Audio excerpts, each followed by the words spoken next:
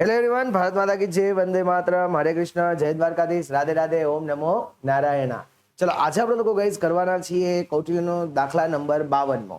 પણ હજી પાછું શરૂઆતમાં યાદ કરાવી દઉં કે તમારા ફ્રેન્ડ્સ સાથે આ વાતને શેર કરજો કે કૌટિલ્યના તમામ દાખલા, તમામ ચેપ્ટર છે એ નારાયણ કોમર્સ ક્લાસીસ ચેનલ પર અવેલેબલ છે। માત્ર જોઈનનું બટન દબાવવાનું છે અને 599 રૂપિયા ભરી અને આખા કૌટિલ્યના દાખલાને એન્જોય કરવાનો છે। ઓછા સમયમાં સારામાં સારું ભણતર આપીએ છીએ સારી ટેકનોલોજી સાથે। ઓકે એવરીવન, તો બધાને એક વખત ફરી યાદ કરાવી દેજો। ચાલ આવી જાઓ, દાખલા નંબર 52 છે ગાઈસ, અને આજે આ ચેપ્ટર ખતમ થઈ જશે। સીતા, ગીતા અને ભક્તિ અનુક્રમે 2:1:1 પ્રમાણમાં નફો નુકસાન વેચતા ભાગીદારો છે। સીતા, ગીતા અને ભક્તિ તેમણે તારીખ 1/1/2008 રોજ ₹1,80,000 ની સંયુક્ત જીવનમાં પોલિસી લીધી અને પોલિસી કેટલા લીધી? 1,80,000 જેનું વાર્ષિક પ્રીમિયમ 12,000 આવે છે। ક્યારે પોલિસી લીધી? 1/1/2008 તો પ્રીમિયમ એ ક્યારે ભરવાનું હોય? 1/1/2008, 1/1/2009, 1/1/2010, 1/1/2011 એવી રીતના એટ્સ ઓલ ₹12,000। તેઓનું હિસાબી વર્ષ 31મી ડિસેમ્બરે પૂરું થાય છે। ગીતા તારીખ 25/5/2010 રોજ મૃત્યુ પામી। વીમા કંપનીએ પોલિસીની રકમ 30,000 બોનસ સાથે, જો 30,000 બોનસ અંડરલાઈન કરો, એટલે પોલિસી કેટલાની હતી? 1,80,000 ની। 30,000 શું દેવાનું છે? બોનસ। એટલે પોલિસીના ટોટલ રૂપિયા કેટલા મળશે આપણને? 2,10,000। બોનસ સાથે તારીખ 1/6/2010 રોજ ચૂકવી। સરળ મૂલ્ય કિંમત નીચે પ્રમાણે આપ્યું છે 8, 9 અને 10 પોલિસી પેઢીના ચોપડે સરળ મૂલ્ય કિંમતે દર્શાવવામાં આવે છે। પેઢીના ચોપડે ઉપરના વ્યવહારોની આમ નોંધ લખો। અહીંયા તમને એક જ વાત કીધી કે પેઢીના ચોપડે આપણે જે પણ કાંઈ પોલિસી દર્શાવીએ છીએ એ સરળ મૂલ્ય કિંમતે જ દર્શાવીએ છીએ, બીજી કાંઈ વાત એને કીધી નથી। જ્યારે તમને લોકોને આવું કહે કે સરળ મૂલ્ય કિંમતે જ દર્શાવે છે, એનો મતલબ એમ કે સંયુક્ત જીવન વીમા પોલિસી અનામત ખાતું બનાવવાનું થતું નથી। તો આના માટે હવે હું તમને પહેલા એક કન્સેપ્ટ લખાવી દઉં અને પછી આપણે લોકો આખી વસ્તુ કરીએ છીએ। ઓકે, 52મો દાખલો કરતા પહેલા હું તમને એની રીત લખવા માંગુ છું। જો પહેલી ને બીજી રીત છે મેં પહેલા વિડીયોમાં શીખવાડી હતી। ત્રીજી રીત આપણે લોકો ઓલરેડી શીખ્યા, સંયુક્ત જીવન વીમા પોલિસી ખાતું અને સંયુક્ત જીવન વીમા પોલિસી અનામત ખાતું। હવે રીત ચોથી લખાવું છું। માત્ર સંયુક્ત જીવન વીમા પોલિસી સરળ મૂલ્ય કિંમતે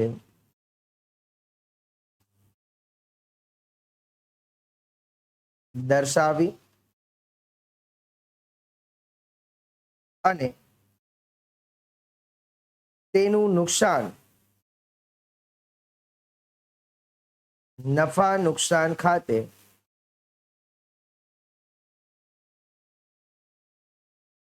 ઉધાર કરવું।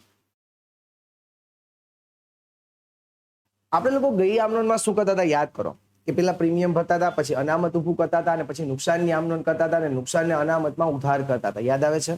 અહીંયા એવું નથી કરવાનું। અહીંયા પેલા તો કે પ્રીમિયમ ભરવાનું છે,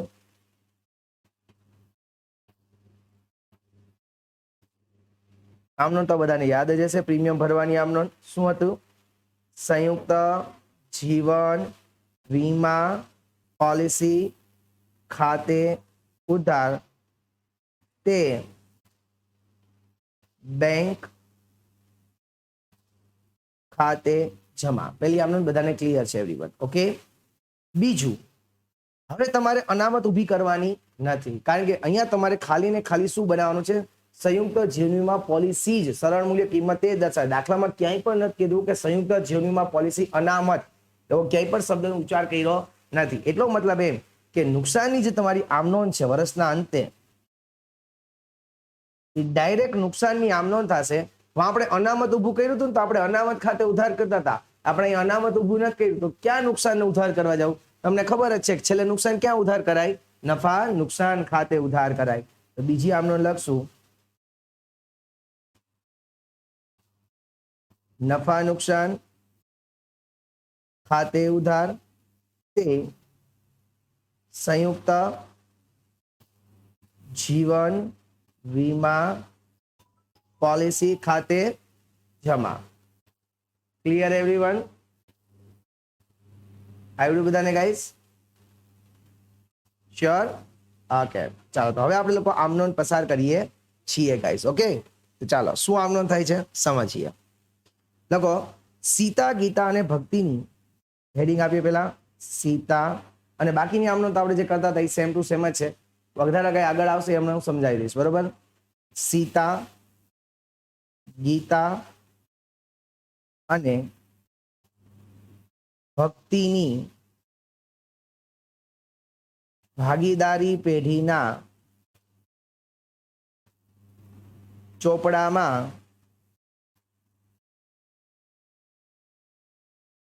આમ નોંધ.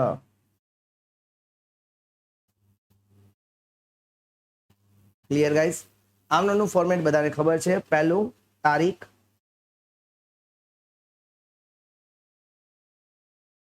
વિગત, ખાતા વહી પાના નંબર, ઉધાર રૂપિયા, જમા રૂપિયા.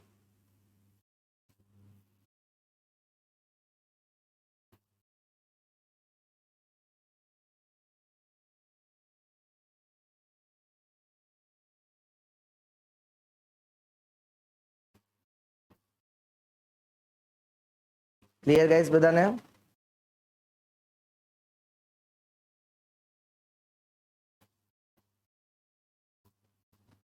પછી આપણે એક બનાવવાની હોય છે કે વર્કિંગ નોટ. તો પેલા વર્કિંગ નોટ નંબર 1 બનાવી લઈએ, નુકસાનની.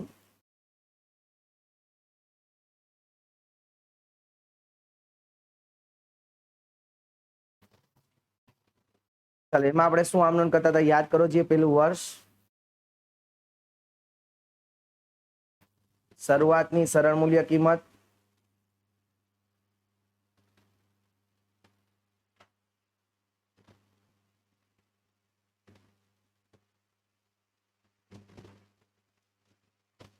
પ્લસ ભરેલ પ્રીમિયમ,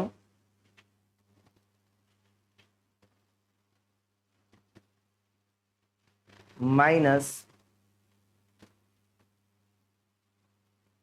આખરની સરળ મૂલ્ય કિંમત,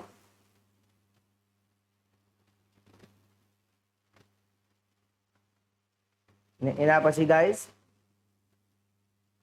બરાબર નુકસાન.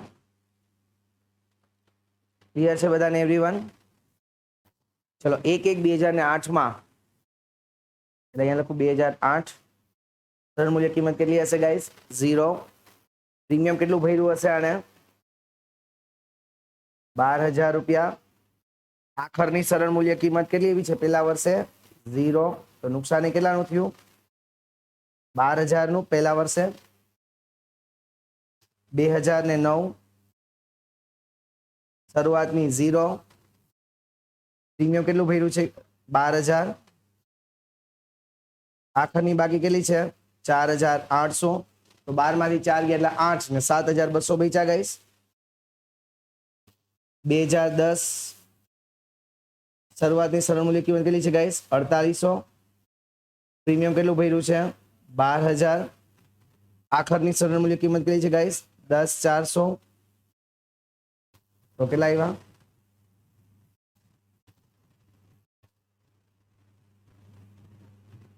6,400. Clear guys? આવડું બધાને? આયુષ્યો 2 મિનિટ હું જોઈ લો રકમમાં કોઈ એરર નથી થઈ ગઈ ને આમાં. મને ડાઉટ છે, તો ધેટ્સ વાય.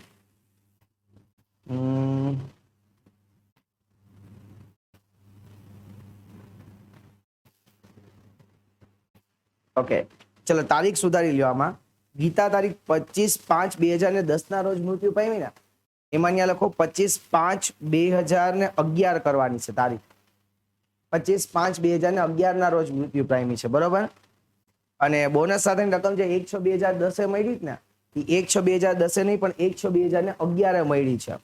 ત્યાં પણ સુધારી નાખો 1/6/2011 દાખલામાં જે મરી ગઈ છે એની તારીખ લખજો 25/2/2011 અને પૈસા મળ્યા એની તારીખ 1/6/2011. Clear guys? સમજાણું? ક્લિયર? ઓકે, સિમ્પલ છે. વેઇટ,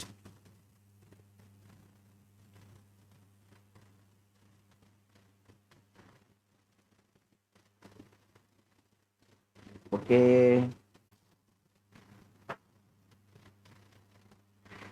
ચાલો.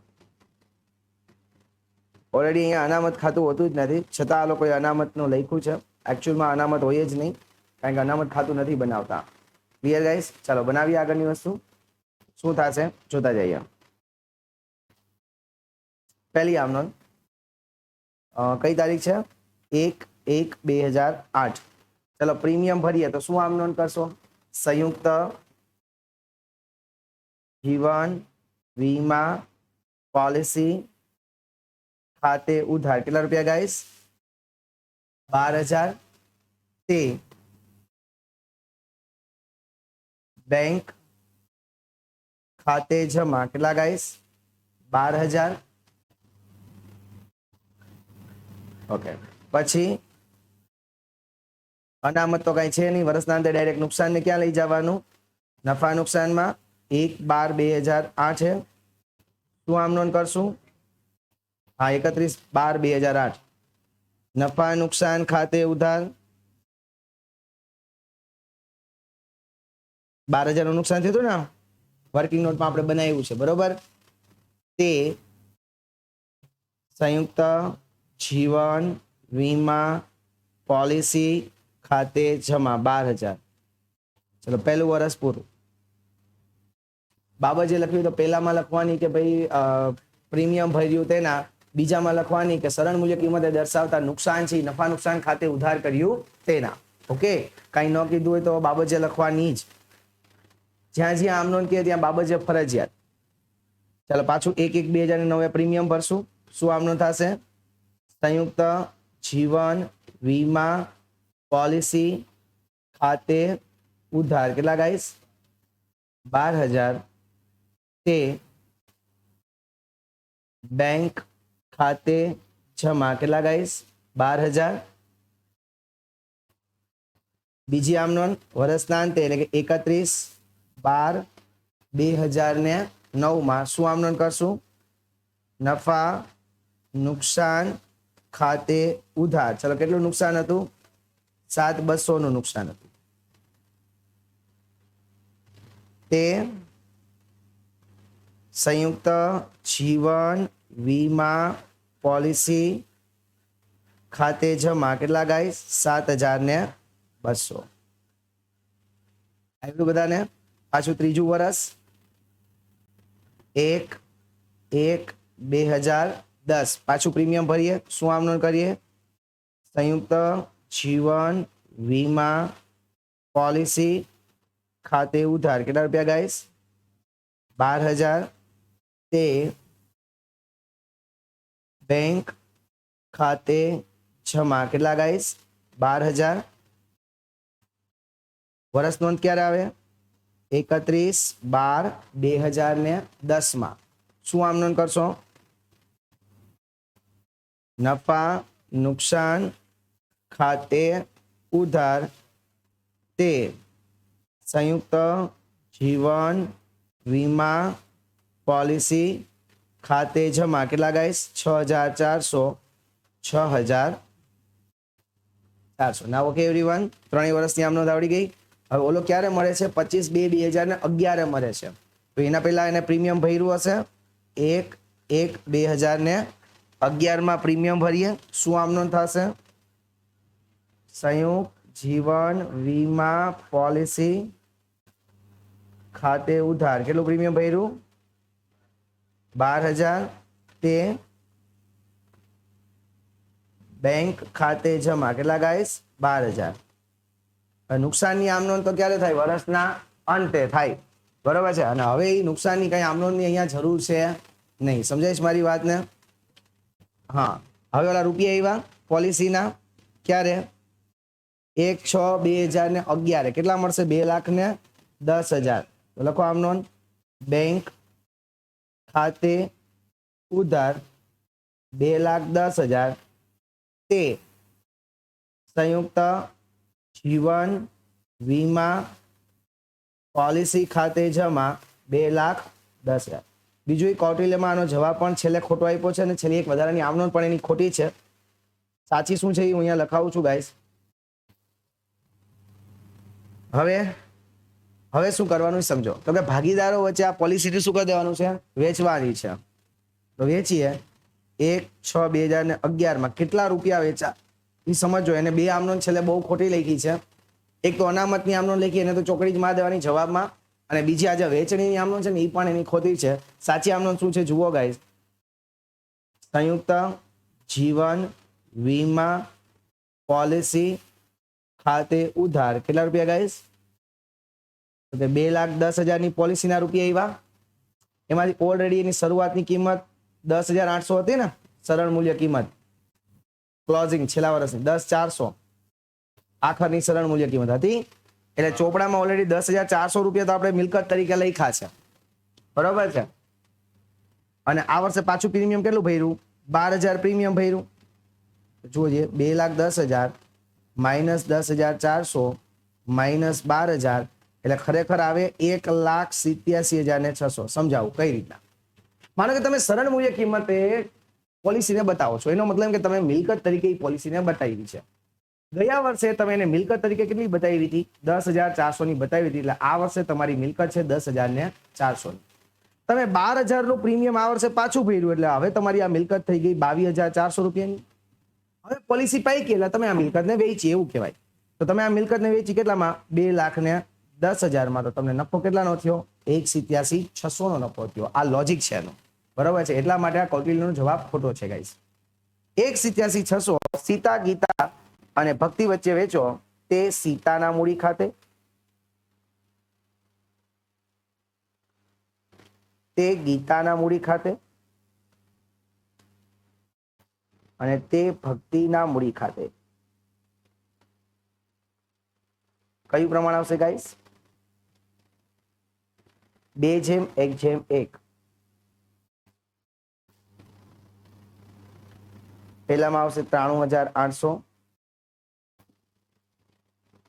બીજામાં આવશે 46,900, ત્રીજામાં પણ 46,900. ક્લિયર?